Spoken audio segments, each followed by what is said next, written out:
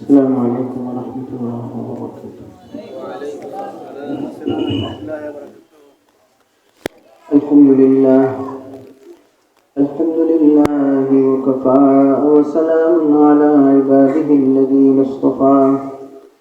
أما بعد فأعوذ بالله من الشيطان الرجيم. بسم الله الرحمن الرحيم. إن الذين آمنوا وعملوا الصالحات كانت لهم جنات الفردوس نزلا. وقال النبي صلى الله عليه وسلم: خيركم من تعلم القرآن وعلمه. صلى الله على سيدنا ومولانا محمد وعلى آله وأصحابه وسلم. صلى الله على سيدنا ومولانا محمد وعلى آله وأصحابه وسلم. সম্মানিত সভাপতি সাহেব, হযরত উলামায়ে কেরাম, উপস্থিত দিনদারী মুসলমান ভাই সব পর্দার আল্লাহ সুবহানাহু ওয়া তাআলার অগণিত শুকরিয়া। আল্লাহ তাআলা দয়া করে জামিয়া দারুল উলুম মহিউসুন্নাহ মাদ্রাসার 25তম ইসলাম মহাসম্মেলনে আল্লাহ আমাদেরকে উপস্থিত হওয়ার তৌফিক দিয়েছেন। আলহামদুলিল্লাহ। ভাইরা আমার, উলামায়ে কেরামের জবান থেকে আপনারা মূল্যবান আলোচনা শুনেছেন। রাতও মোটামুটি হয়ে যাচ্ছে, আপনারা অনেকটা দোয়ার জন্য অপেক্ষমান। এমত অবস্থায় আমি আপনাদের সামনে বসেছি। খুব বেশি সময় আলোচনা করব না, মোটামুটি কিছু সময় কথা হবে এবং দোয়া হবে ইনশাআল্লাহ। ভাইরা আমার, আমাদের সবারই জানা আছে আমরা যে পৃথিবীতে আছি এটা অনেকটা মুসাফির খানার মতো। এটা অস্থায়ী একটা জায়গা। আল্লাহ যাদেরকে ঈমানের দাওলাত দান করেছেন তাদের জন্য পরকালে চিরশান্তির স্থান জান্নাত নির্ধারণ করে রেখেছে। এটা আমাদের জানা আছে না? এই বিষয়টা সম্পর্কে আমি কয়েকটা কথা বলি। সর্বপ্রথম কথা হচ্ছে, রব্বুল আলামিন আমাদের জন্য ঠিকানা নির্ধারণ করেছেন। আমাদের আসল জায়গা আল্লাহ রেডি করেছেন। ইন্নাল্লাযীনা আমানু ওয়া আমিলুস সালিহাতি কানাত লাহুম জান্নাতুল ফিরদাউসি নুজুলা। ভাইরা আমার, রব্বুল আলামিন যে ঈমানদার নেক আমল করবে তাদের জন্য জান্নাতুল ফিরদাউস রেডি করে রেখেছেন। আল্লাহ চূড়ান্তভাবে চিরশান্তির স্থান জান্নাত ঈমানদারদের জন্য নির্ধারণ করেছেন। রব্বুল আলামিন শুধু জান্নাত আমাদের জন্য রেডি করেছেন এটাই না, আমাদের যাতে সেখানে যাওয়ার আগ্রহ তৈরি হয়, আমরা যাতে আগ্রহের সাথে জান্নাতের দিকে যাই, সেজন্য রব্বুল আলামিন জান্নাতের বর্ণনা আমাদেরকে জানিয়েছেন, খবরও জানাইছেন। দুনিয়াতে থাকতেই জান্নাতের বিবরণ দিয়েছেন, বানাইছেন, খবর জানাইছেন। কেন? যে সুখ, শান্তি, আরাম এগুলো যদি আমরা দুনিয়াতে থাকতে জানতে পারি, সেখানে যাওয়ার একটা আগ্রহ, প্রেরণা তৈরি হয়। 3 নম্বর কথা হলো, আল্লাহ রব্বুল আলামিন আমরা যাতে গুরুত্ব দিয়ে সেখানে যাই, এই জান্নাতে যাতে আমরা গুরুত্বের সাথে যাই, সেজন্য আল্লাহ নিজের পক্ষ থেকে যাওয়ার জন্য আমাদেরকে দাওয়াত পাঠাইছেন। সুবহানাল্লাহ। আল্লাহু ইয়াদউ ইলা দারিস সালাম। আল্লাহ শান্তির আবাসস্থলের দিকে ডাকতেছেন, মানে জান্নাতের দিকে ডাকতেছেন। রব্বুল আলামিন আমাদেরকে যাওয়ার জন্য শুধু দাওয়াত দিয়েছেন সেটা না, তাড়াতাড়ি যাওয়ার জন্য বলতেছেন, তাড়াতাড়ি চলে আসো। ওয়াসারিউ ইলা মাগফিরাতিন মির রাব্বিকুম ওয়া জান্নাতিন আরদুহাস সামাওয়াতু ওয়াল আরদ। আল্লাহ বলেন জলদি করো, তাড়াতাড়ি করো, দৌড়ে আসো তোমার রবের খামার দিকে এবং জান্নাতের দিকে, যার পরিধি হলো আসমান সমূহ এবং জমিনের মতো। অর্থাৎ আল্লাহ তাড়াতাড়ি সেখানে যাওয়ার জন্য আমাদেরকে ডাকতেছেন। জায়গা বানাইছেন, আগ্রহ তৈরির জন্য খবর জানাইছেন, গুরুত্ব দিয়ে যাওয়ার জন্য দাওয়াত পাঠাইছেন, জলদি যাওয়ার জন্য আবার ডাকতেছেন। 4 নম্বর হলো আল্লাহ রাব্বুল আলামিন সেখানে নিরাপদে সহজে যাওয়ার জন্য যাওয়ার ব্যবস্থাটাও আমাদের জন্য নিজেই করছেন। আমরা যাতে আমাদের বাড়িতে ঠিক মতো যেতে পারি, আমাদের যাতে কোনো প্রবলেম না হয়, আমরা যাতে সম্মানের সাথে, শান্তির সাথে, নিরাপত্তার সাথে আমাদের স্থায়ী ঠিকানায় পৌঁছতে পারি, এই পৌঁছার ব্যবস্থাটাও আল্লাহই করে দিয়েছেন। এই যে একটা কথা শুনলাম, আমাদের ঠিকানা বানানো হয়েছে, আমাদের আবাসস্থল তৈরি করা হয়েছে, আমাদেরকে আগ্রহ তৈরির জন্য খবর জানানো হয়েছে, আমাদেরকে যাওয়ার জন্য দাওয়াত পাঠানো হয়েছে, আমাদেরকে যাওয়ার ব্যবস্থা করেও দেওয়া হয়েছে। এই 4টা কথা শোনার পরে এখন আমাদের দায়িত্ব 2টা কথা বলবো। সর্বপ্রথম হচ্ছে সেখানে যাওয়ার যোগ্যতা অর্জন করতে হবে। আর 2 নম্বর, আল্লাহ যেহেতু ব্যবস্থা করছেন, আল্লাহর দেওয়া ব্যবস্থা মতো চলে যেতে হবে। এই শেষ। সেখানে যাওয়ার যোগ্যতা অর্জন করতে হবে। আর আল্লাহ যেহেতু যাওয়ার ব্যবস্থা নিজেই করে দিয়েছেন, আমাদের জন্য সহজ, আল্লাহ দেওয়ার ব্যবস্থা মতো চলে যেতে হবে। কথা বুঝতেছেন আমার? আগের 4 কথা শোনার পরে এই 2টা বিষয় আমাদের উপরে আসে। আল্লাহ জায়গা বানাইছেন, খবর জানাইছেন, দাওয়াত দিচ্ছেন, ব্যবস্থা করছেন। আমাদের দায়িত্ব 2টা, সেখানে যাওয়ার যোগ্যতা অর্জন করা আর আল্লাহ দেওয়া ব্যবস্থা মতো চলে যাওয়া। এই কাম শেষ। ভাইরা আমার, আসেন এই 2টা কথা একটু বুঝে নেই। সেখানে যাওয়ার যোগ্যতা অর্জন কিভাবে করব, এই কোয়ালিটি কিভাবে অর্জন করব, এর মধ্য থেকে অন্যতম একটা বিষয় শুধু বলি। জান্নাতে যাওয়ার যোগ্যতা অর্জন করতে হলে যে বিষয়গুলোকে গুরুত্ব দিতে হবে এর অন্যতম হলো আমাদের চরিত্র, আখলাক। আমাদের আখলাক ভালো হতে হবে, মনটা পরিষ্কার হতে হবে। মনের মধ্যে বিষ নিয়ে জান্নাতে যাওয়ার চান্স নাই।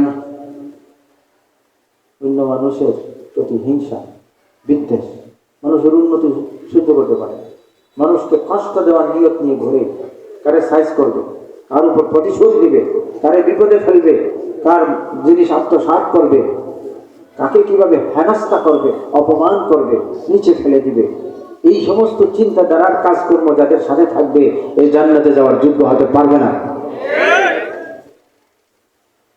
মানুষকে কষ্ট দেবে, বিশেষ করে মানুষকে কষ্ট দেবে, বন্দেগী দিয়ে পার পাওয়ার চান্স নাই।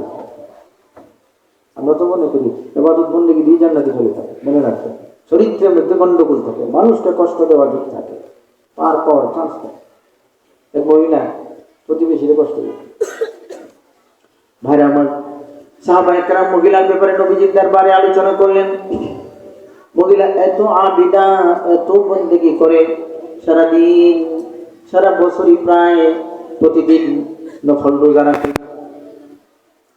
সারা রাত নামাজ পড়ে, তাহাজ্জুদ পড়ে, এত বন্দেগী করে। ইন্না ফুলানাতান তাসুমুন নাহার ওয়া তাকুমুল লাইল ওয়া তুযী জিরানাহা। শুধু একটা মন্দ কাজ করে, সেটা হলো তার প্রতিবেশীকে কষ্ট দেয়। সারা দিন রোজা রাখে, সারা রাত নামাজ পড়ে, এত বন্দেগী করনেওয়ালা মহিলা, একটাই শুধু সমস্যা, পাশের মানুষকে কষ্ট দেয়। নবীজির কাছে সাহাবায়ে কেরাম এই মহিলার ব্যাপারে আলোচনা করছে। নবীজি জবাব দিলেন, ক্বালা হিয়া ফিন্নার। কোন ধরনের ব্যাখ্যা করলেন না, সোজা বলে দিলেন এই মহিলার ঠিকানা হবে জাহান্নাম। সেজন্য মনে রাখতে হবে, জান্নাতে যাওয়ার যোগ্যতা অর্জন করতে হলে আদব, খাসলত, চরিত্র, আখলাক ভালো হতে হবে, অন্তরটা পরিষ্কার থাকতে হবে। হিংসা নিয়ে ঘুরলে জান্নাতের যোগ্যতা হারাবেন, বিদ্বেষ নিয়ে ঘুরলে জান্নাতের যোগ্যতা হারাবেন। অন্তরটাকে পরিষ্কার রাখবো, চরিত্র আখলাক এমন রাখবো, কথায় ব্যবহারে কাউকে কষ্ট দিব না। এমন একটা মানুষ যদি হয়ে যায়, তাহলে আমি জান্নাতের অন্যতম যোগ্যতা অর্জন করতে পারবো। ভাইরা আমার, 10 বছরের খাদেম। হযরত আনাস রাদিয়াল্লাহু তাআলা আনহু ফরমান কুননা জুলুসান মা রাসূলিল্লাহি সাল্লাল্লাহু আলাইহি ওয়াসাল্লাম, আমরা নবীজির সাথে বসে আছি। فقال يطلع عليكم الآن رجل من أهل الجنة, নবীজির সাথে বসে আছি, হঠাৎ নবীজি বললেন এখন একটা মানুষ আসতেছে, সে হলো বেহেশতি মানুষ। সবাই দরজার দিকে তাকালেন, আসে فطلع رجل من الأنصار تنطف لحيته من وضوء قد علق عليه في يده اليسرى فسلم, একটা মানুষ এসে ঢুকলেন, এক আনসারী সাহাবী ঢুকলেন। অন্যান্য বর্ণনায় ওনার নাম এসেছে, সাহাবীর নাম হলো হযরত সাদ ইবনে আবি ওয়াক্কাস রাদিয়াল্লাহু তাআলা আনহু। হযরত সাদ ঢুকছেন, ওযু করে এসেছেন, দাড়ি থেকে পানি পড়তেছে, জুতা জোড়া বাম হাতে নিয়ে মসজিদের মধ্যে ঢুকছেন, সালাম করে বসে গেছেন। নবীজি বলেছিলেন এখন একটা মানুষ আসতেছে, সে হলো বেহেশতি। সাহাবায়ে কেরাম দেখে নিলেন তিনি হলেন হযরত সাদ রাদিয়াল্লাহু তাআলা আনহু। فلما كان الغد قال النبي صلى الله عليه وسلم مثل ذلك, পরের দিন এইভাবে সাহাবায়ে কেরাম আগের দিনের মতো নবীজির কাছে বসে আছেন। পরের দিনও একই ধরনের কথা নবীজি বললেন, একটা লোক এখন আসবে, সে হলো বেহেশতি। ভাইরা আমার, আবার সাহাবায়ে কেরাম দরজার দিকে তাকালেন, কে যে আসে এখন। فطلع ذلك الرجل مثل المرة الأولى, লক্ষ্য করে দেখা গেল গতকালকে যিনি এসেছেন আজকেও তিনি আসছেন। فلما كان اليوم الثالث قال النبي صلى الله عليه وسلم مثل مقالته أيضا, তৃতীয় দিন সাহাবায়ে কেরাম বসা, তৃতীয় দিনও একই ধরনের কথাই নবীজি বললেন যে এখন একটা মানুষ আসতেছে, সে হলো বেহেশতি। 3 নম্বর দিন فطلع ذلك الرجل على مثل حاله الأولى, দেখা গেল 3 নম্বর দিনও যিনি এসেছেন তিনিও হযরত সাদ রাদিয়াল্লাহু তাআলা আনহু। লাগাতার 3 দিন নবীজি এক কথা বলেন আর একজনই আসে। নবীজি শুধু বলেন এখন একটা লোক তোমাদের কাছে আসবে, সে হলো বেহেশতি। এরপরই হযরত সাদ রাদিয়াল্লাহু তাআলা, প্রথম দিনও, দ্বিতীয় দিনও, তৃতীয় দিন সাহাবায়ে কেরামের মধ্যে আলোড়ন সৃষ্টি হয়ে গেছে। না জানি উনি কেমন আমল করেন, কি জানি কেমন আমল করতেছেন, যার কারণে এত বড় ভাগ্য ওনার অর্জন হয়েছে। এক যুবক সাহাবী হযরত আব্দুল্লাহ ইবনে আমর ইবনে আস রাদিয়াল্লাহু তাআলা আনহু, উনি গিয়ে বললেন আমি কয়েকটা দিন আপনার সাথে থাকবো, আমাকে একটু সুযোগ দেন, বাড়িতে কিছু অসুবিধা, এই কথা বলে বলছে। উনি বললেন ঠিক আছে থাকো। ও ভাই আমার, হযরত আব্দুল্লাহ ওনার সাথে 3 রাত থাকলেন, একই রুমে ঘুমালেন। উদ্দেশ্য হলো কি আমল করেন দেখবেন।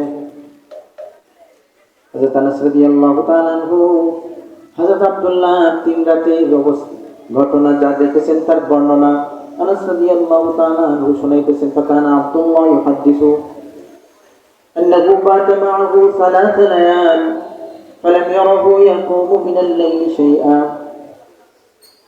হযরত আব্দুল্লাহ 3টা রাত ওনার সাথে থাকলেন।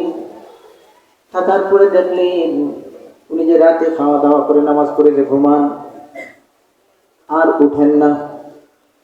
غير أنه إذا تعب وتقلب على فراشه ذكر الله وكبر حتى يقوم لصلاة الفجر, পুরা রাত ঘুমান, শুধু যখন পাশ করেন ওই সময়টায় আল্লাহর নাম নেন।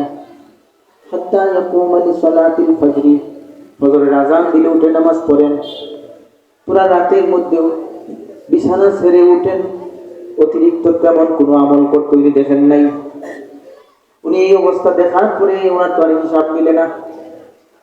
উনি নবীজির কাছ থেকে শুনেছেন জান্নাতি মানুষ আসতেছে, 3 দিন উনি আসছেন, কিন্তু আমল যে যা দেখছেন উনি আর হিসাব মিলাইতে পারতেছেন না। অনেকটা হতাশা নিয়ে যাওয়ার সময় উনার কাছে গেলেন, গিয়ে বললেন, আমি আপনার ব্যাপারে নবীজির জবান থেকে যে কথা শুনলাম আর যে আমল দেখলাম, আমি কিছু বুঝতেছি না, আপনি কি আমল করেন, অতিরিক্ত কি করেন? তখন হযরত সাদ রাদিয়াল্লাহু তাআলা আনহু জবাব দিলেন, মা হুয়া ইল্লা মা রাআইতা, তুমি আমার যে হালত দেখেছো এর চেয়ে তেমন বেশি কিছু আমার নাই, যা দেখছো এরকমই আমার অবস্থা, অতিরিক্ত তেমন কিছু নাই। মা হুয়া ইল্লা মা রাআইতা غير أني لا أجد في نفسي لأحد من المسلمين غشا ولا أحسد أحدا على خير أعطاه الله إياه। তবে একটা কথা বলতে পারি, আমার অন্তরটা কিন্তু পরিষ্কার, কোনো মানুষের প্রতি কোনো বিদ্বেষ নিয়ে আমি ঘোরাই না। আল্লাহ যদি কাউকে কোনো নিয়ামত দিয়ে দেয়, এই নিয়ামত দেখে আমার অন্তরে যন্ত্রণা করে না, হিংসা করি না, বিদ্বেষ করি না, অন্তরটাকে পরিষ্কার রাখি। এমনিতে অতিরিক্ত ইবাদত বন্দেগী তেমন নাই। ও ভাই আমার, তখন হযরত আব্দুল্লাহ জবাব দিলেন, এই যোগ্যতার কারণে আল্লাহ আপনাকে এই মর্যাদা দান করেছে। সুবহানাল্লাহ। বলছে না, আল্লাহ জান্নাত বানাইছে, খবর পাঠাইছে, বর্ণনা দিছেন, যাওয়ার জন্য দাওয়াতও পাঠাইছে, যাওয়ার ব্যবস্থাও করছে। আমাদের করণীয় দুইটা বলছিলাম, একটা হচ্ছে এইখানে যাওয়ার যোগ্যতা অর্জন করা, আর 2 নম্বর আল্লাহর দেওয়া ব্যবস্থা মতো যেতে হবে। তো যোগ্যতা অর্জনের মধ্যে যে বিষয়গুলো আছে এর অন্যতম হচ্ছে অন্তরটাকে পরিষ্কার রাখা, চরিত্রটাকে ভালো রাখা। এমন একটা মানুষ যদি হয়ে যায়, নফল ইবাদত বন্দেগী খুব বেশি না করলেও জান্নাতি মানুষ বলার ব্যবস্থা হয়। ভাইরা আমার, এবার শেষ কথা যেটা বলবো সেটা হলো আল্লাহ দেওয়া ব্যবস্থা মতো যাওয়া। আল্লাহ যেহেতু ব্যবস্থা করে দিয়েছেন যাওয়ার জন্য, সেজন্য আমাদের দায়িত্ব হলো আল্লাহ দেওয়া ব্যবস্থা গ্রহণ করে আমাদের বাড়িতে চলে যাওয়া। আল্লাহ দেওয়া ব্যবস্থা কি? আল্লাহ রাব্বুল আলামিন যে ব্যবস্থা দান করেছেন তার অন্যতম প্রধান ব্যবস্থার নাম হলো আল কোরআন। সুবহানাল্লাহ। আল্লাহ সেখানে যাওয়ার যে ব্যবস্থা দিয়েছেন এর অন্যতম ব্যবস্থার নাম কি? আল কোরআন। প্রধানতম ব্যবস্থার নাম আল কোরআন। ও ভাই আমার, এই কোরআনে কারীমকে আল্লাহ রাব্বুল আলামিন নাযিল করছেন আমাদেরকে জান্নাতে নিয়ে পৌঁছাইয়া দেওয়ার জন্য। এই কোরআন এসেছে আমাদেরকে বেহেশতে পৌঁছানোর জন্য। সুবহানাল্লাহ। এই কোরআন শরীফ এসেছে, আল্লাহ পাঠাইছেন আমাদেরকে এই কোরআন শরীফ নিয়ে বেহেশতে পৌঁছাইয়া দেব। কিভাবে পৌঁছে দেবে? কোরআনে কারীমের কয়েকটা সিস্টেম আছে, রূপ আছে। একটা হচ্ছে দুনিয়ার রূপ, কিতাবের মতো আপনি কিতাব দেখতেছেন আল কোরআন।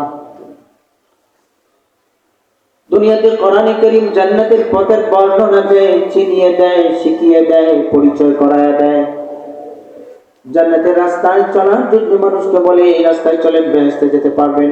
এইভাবে কোরআন শরীফ গাইড করে, দুনিয়াতে গাইড করে। আপনি যদি কোরআনের গাইড মতো চলতে পারেন, কোরআনের দেখানো পথে দুনিয়াতে জীবন গঠন করে চলতে পারেন, কবর পর্যন্ত পৌঁছার পরে আপনার আর চিন্তা করতে হবে না। কিয়ামতের দিন আপনি যখন উঠবেন, ওঠার পরে দেখবেন একটা হালকা পাতলা মানুষ আপনার কাছে আসছে, এসে কথা বলতেছে। আবু দাউদ শরীফে রিওয়ায়াত আন আবি হুরায়রা রাদিয়াল্লাহু তাআলা আনহু قال قال رسول الله صلى الله عليه وسلم يجيء القرآن يوم القيامة كالرجل الشاحب يقول صاحبه هل تعرفني। নবীজি ফরমান, কিয়ামতের দিন কোরআনে কারীম হালকা পাতলা একজন মানুষের সূরতে এসে হাজির হবে।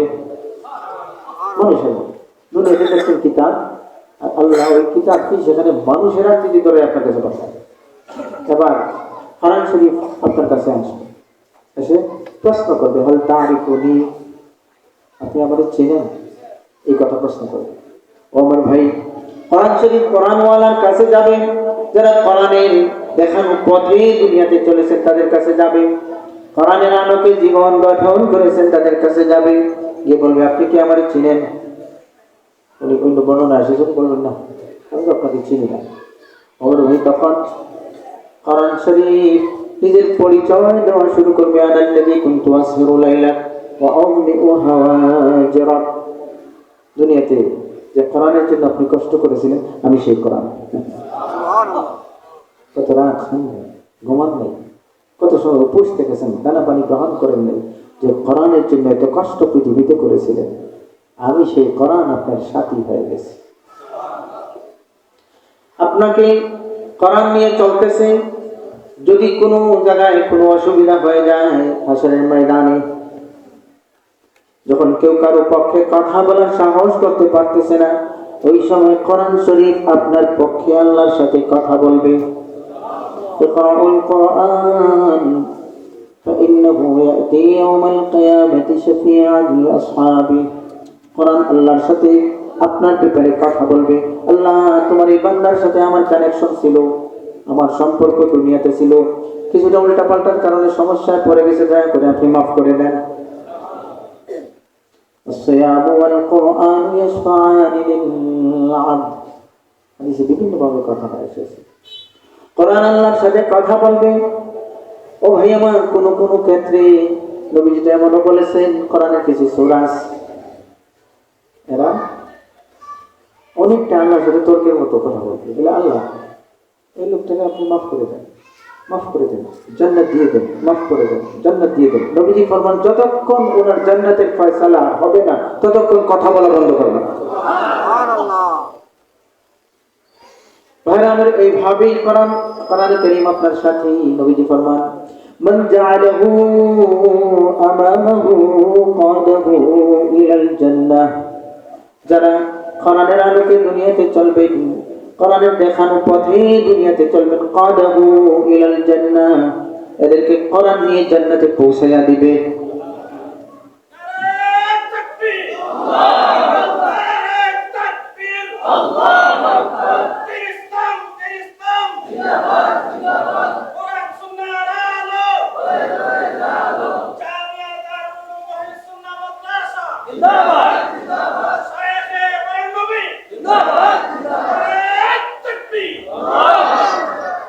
তো ভাইরা আমার, আমি যে কথা বলছিলাম সেটা হচ্ছে, আমাদের দুনিয়া এটা মুসাফিরখানা, অল্প দিনের জায়গা, অল্প সময়। আমাদের আসল বাড়ি জান্নাত। আল্লাহ ওই জায়গা বানাইছেন, সেখানে যাওয়ার আগ্রহ তৈরির জন্য দুনিয়াতে থাকতে খবর জানাইছেন কি আছে না আছে। আর আমরা যাতে গুরুত্বর সাথে যাই, সেই জন্য নিজের পক্ষ থেকে আমাদেরকে ডাকতেছেন, দাওয়াতে দিচ্ছেন। আর আমাদের যাতে যেতে কোনো অসুবিধা না হয়, সেই জন্য আল্লাহ যাওয়ার ব্যবস্থাও করে দিয়েছেন। আমরা যদি সেই ব্যবস্থা গ্রহণ করতে পারি, তাহলে আমাদের ঠিকানা চিরশান্তি স্থান জান্নাত হবে বলেছেন। তো এই জন্য দুইটা কথাই, এই চারটা কথার পরে বলছি। একটা হচ্ছে সেখানে যাওয়ার যোগ্যতা অর্জন করতে হবে আল্লাহর দেওয়া ব্যবস্থা মতো। যোগ্যতা কি? অন্তরটা পরিষ্কার রাখতে হবে, চরিত্রটা ভালো রাখতে হবে, মানুষকে কষ্ট দেওয়া যাবে না, হিংসা বিদ্বেষ অন্তরে নিয়ে বানানো যাবে না। আর আল্লাহর দেওয়া ব্যবস্থা মতো যাওয়ার মানে কি? আল্লাহ কোরআন শরীফ পাঠাইছেনি আমাদেরকে জান্নাতে পৌঁছে দিত। সুতরাং এই কোরআনের সাথে যদি আমাদের সম্পর্ক হয়ে যায়, তাহলে কোরআনের ওসিলাই আমরা জান্নাত পর্যন্ত পৌঁছে যেতে পারব। এমনকি কোরআনের সাথে সম্পর্কের মাধ্যমে আপনি যখন জান্নাতের প্রতীক হবেন, আল্লাহ রাব্বুল আলামিন কোরআনের খাতিরে বিভিন্ন ধরনের অসুবিধাজনক পরিস্থিতিতে আল্লাহ কুদরতিভাবে আপনাকে সাহায্য করবে। যাওয়ার সময় যদি কোনো অসুবিধা হয় বা কোনো ধরনের অসুবিধা যাতে না হয়, এই কোরআনের সাথে সম্পর্কিত মানুষদেরকে আল্লাহ রাব্বুল আলামিন রহমতের ফেরেশতা দ্বারা তাদেরকে বিভিন্ন সমস্যার মধ্যেও সাহায্য করতে থাকবে। যাই হোক, এই কোরআনের সাথে আমরা সম্পর্ক করে জান্নাতে যদি যেতে হয়, তাহলে ব্যবস্থা কি?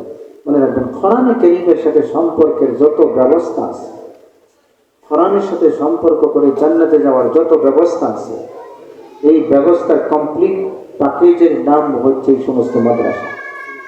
কোরআনের সাথে সম্পর্কের যত ব্যবস্থা আছে, সব ব্যবস্থার কেন্দ্রের নাম হলো এই মাদ্রাসাগুলো।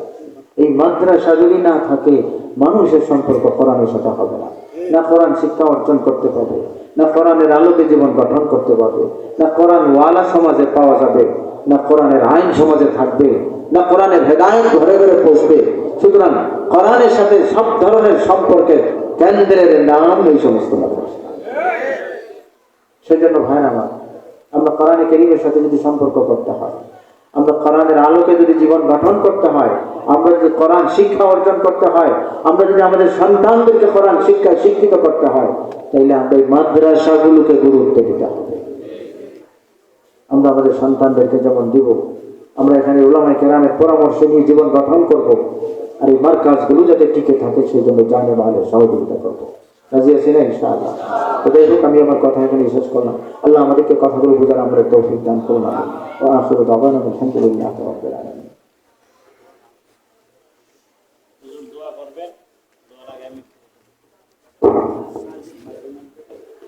সম্মানিত উপস্থিতি, হুজুর আমাদেরকে দোয়া করে দিবেন। এর পূর্বে আমাদের মাদ্রাসার মুহতামিম সাহেব হুজুর হাফেজ মাওলানা আসাদ আল হাফিজাহুল্লাহ, আসাদ আল হাবিবি হাফিজাহুল্লাহ আপনাদের উদ্দেশ্যে কয়েকটি কথা নিবেদন করবেন।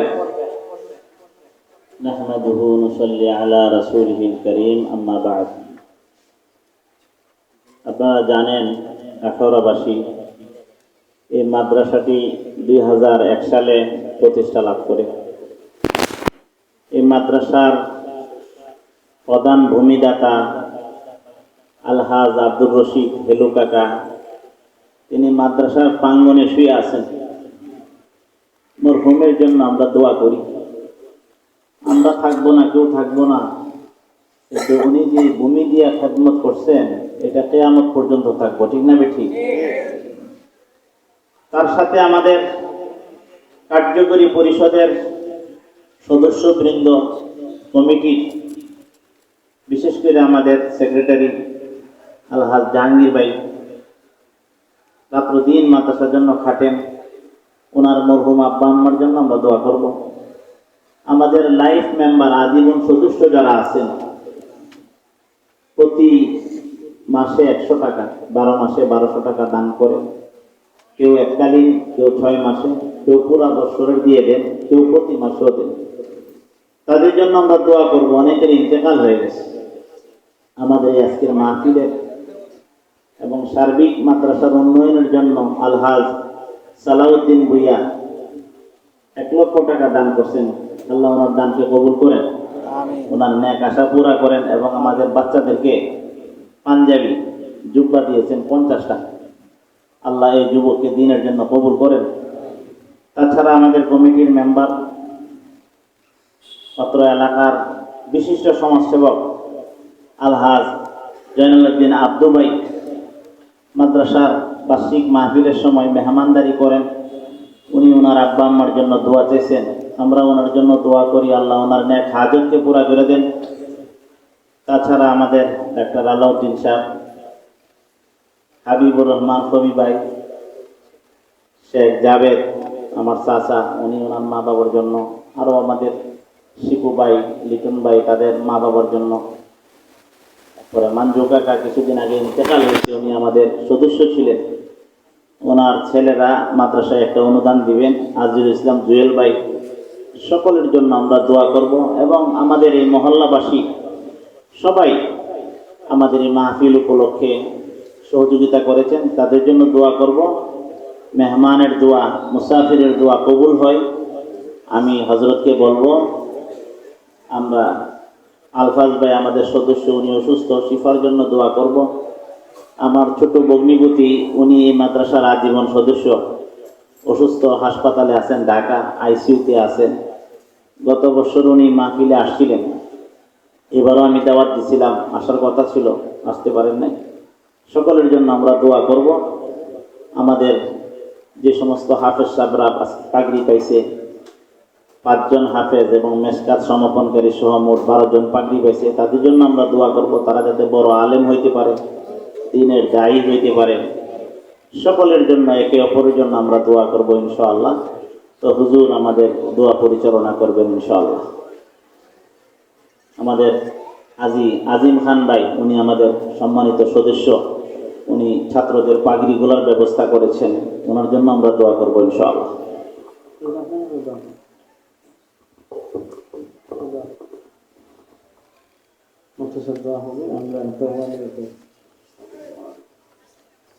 الحمد لله رب العالمين والصلاة والسلام على سيد المرسلين وعلى آله وأصحابه أجمعين. ربنا ظلمنا أنفسنا وإن لم تغفر لنا وترحمنا لنكونن من الخاسرين. وإن لم تغفر لنا وترحمنا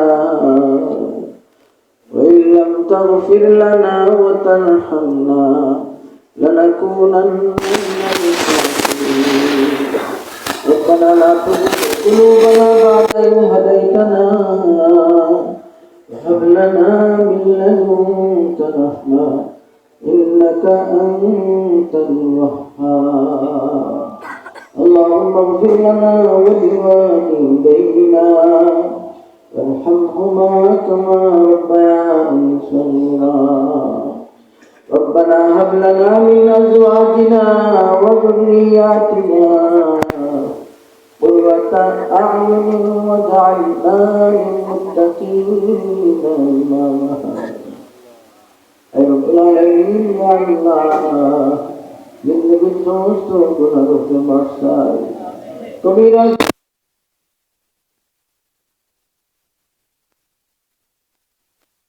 সমস্ত গুনাহ মাফ করে দাও।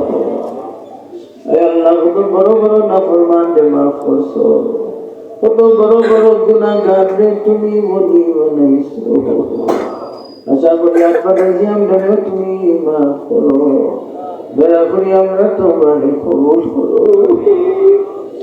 সেকেন্ডে হায়াত শেষ হয়ে যেতেছে, নাফরমানি লইয়া গুনাহ লইয়া নাফরমান অবস্থায় কবরের দিকে রওনা হয়ে গেছি। এই অবস্থায় কবর গেলে উপায় নাই।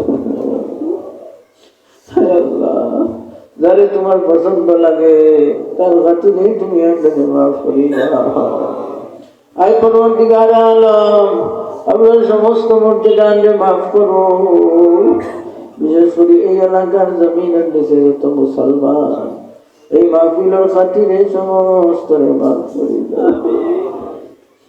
অনেকের মা নাই, অনেকের বাপ নাই, আল্লাহ তুমি তারা আম্মা আব্বার কবরে জান্নাতের বাগান বানাইয়া দাও। অনেকের মা বাপ দুনিয়াতে আছেন কিন্তু অসুস্থ, আল্লাহ অনেকে শুধু তারা আম্মার লাগে দোয়া চাইছেন, শুধু তারা আব্বার লাগে দোয়া চাইছেন অসুস্থ।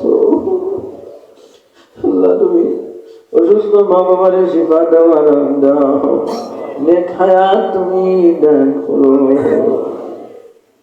পরবর্তীকার আলম অনেক মানুষ পারিবারিক অশান্তির মধ্যে আছে, স্বামী স্ত্রীর মধ্যে মিল নাই, ভাই বাইরে দেখতে পারে না, সন্তানের বাবা মার কথা শোনে না, ব্যবস্থা হইতেছে না।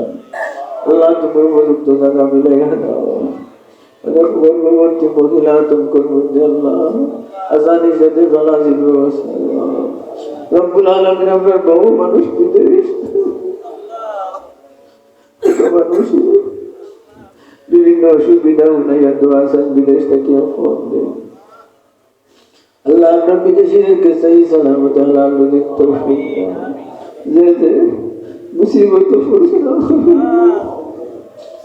আল্লাহ আমরা থেকে হাজার হাজার মাইল দূর, আল্লাহ তুমি সাহায্য করো। আল্লাহ আমরা এই প্রবাসীদেরকে তুমি সাহায্য করো।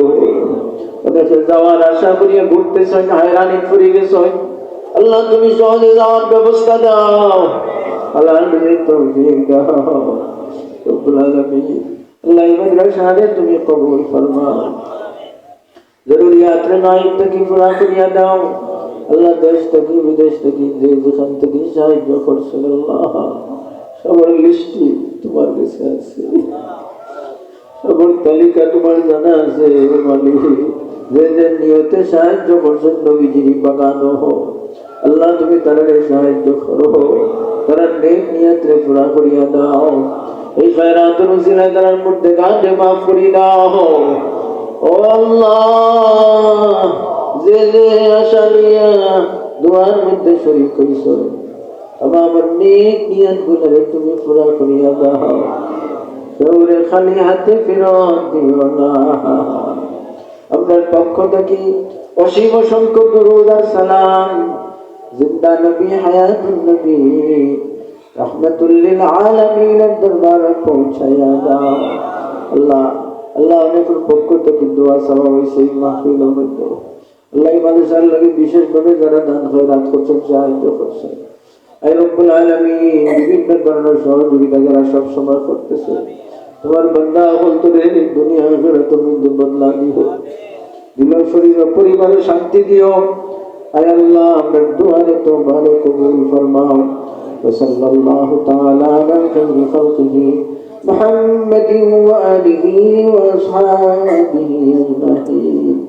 আমিন আমিন برحمتك يا أرحم الراحمين.